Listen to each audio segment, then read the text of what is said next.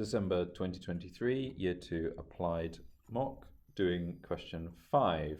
Question 5 is a pulleys on a slope question, indicated with the diagram I have here, and I'm going to start by labeling the diagram according to how this question is described. So we of course will have a tension in the string pointing away from each object respectively. As such, both objects will have gravitational masses. We know that the mass of the B block on the side is kmg, or the weight, sorry, is kmg, and the weight of the A block is just normal mg.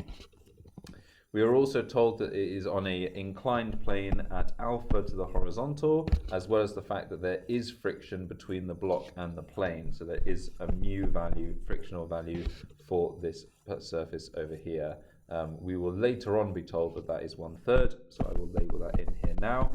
We are also later on told that the tan alpha is 7/24, so I will label that in here now as well. Finally, we're told that there is a light inextensible string, meaning the tensions do match, as I previously put down. We're also told that A lies along the greatest slope of the plane, meaning we don't have to worry about any sideways movements happening at this time. When the system is released from rest, A moves up the plane and the tension in the string is 4 mg/3.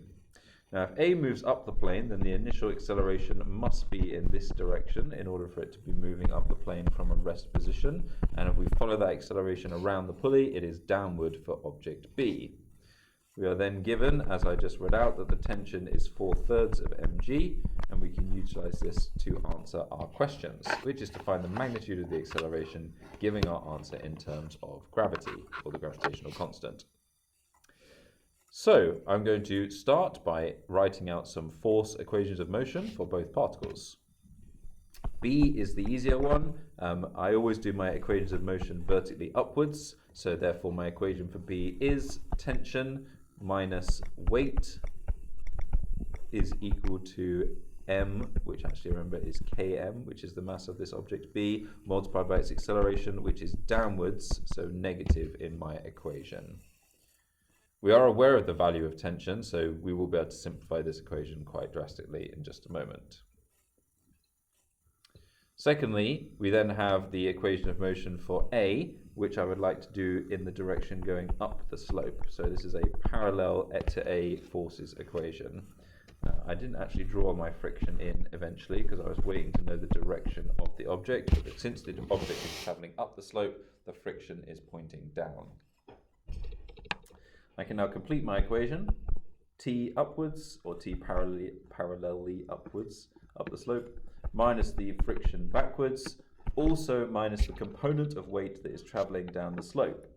In order to calculate this component, we need to resolve the mg weight force into its parallel and perpendicular components, and the parallel to the slope component that we have here is going to be mg sine alpha, where tan alpha is 7/24.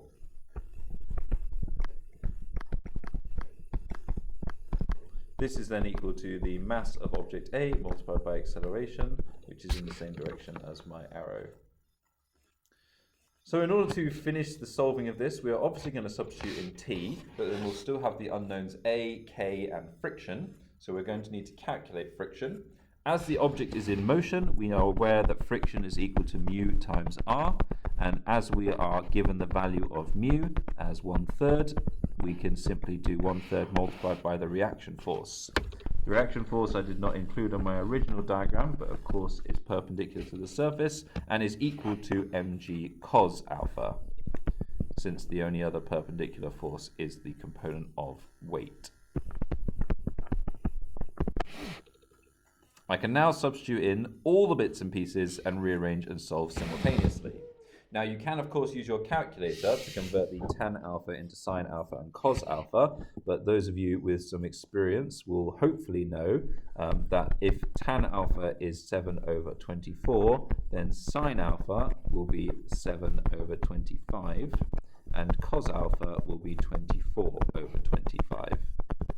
You can prove this using the right angle triangle trigonometric conversion method. should you wish to.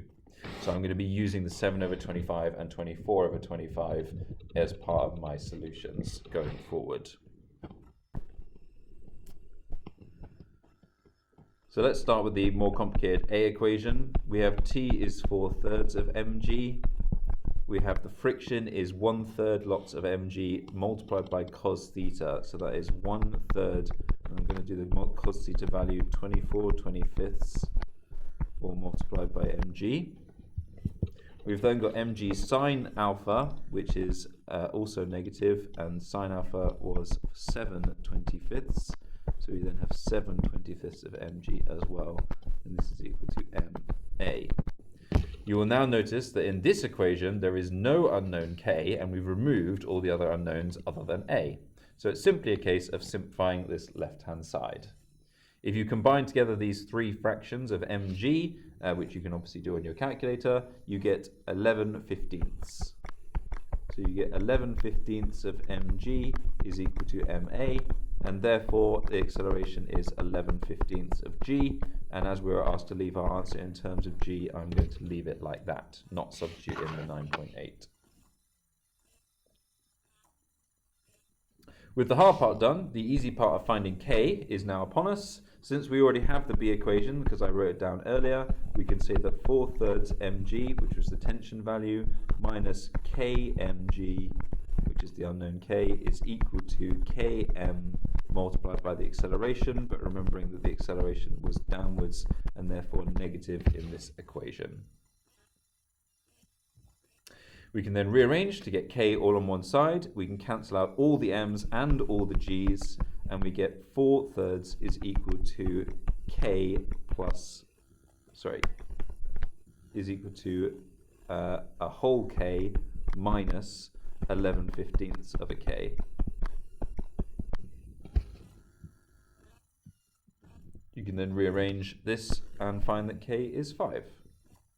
Obviously we have 4/15 on the right here, and you just times both sides by 15/4, and you get k is 5.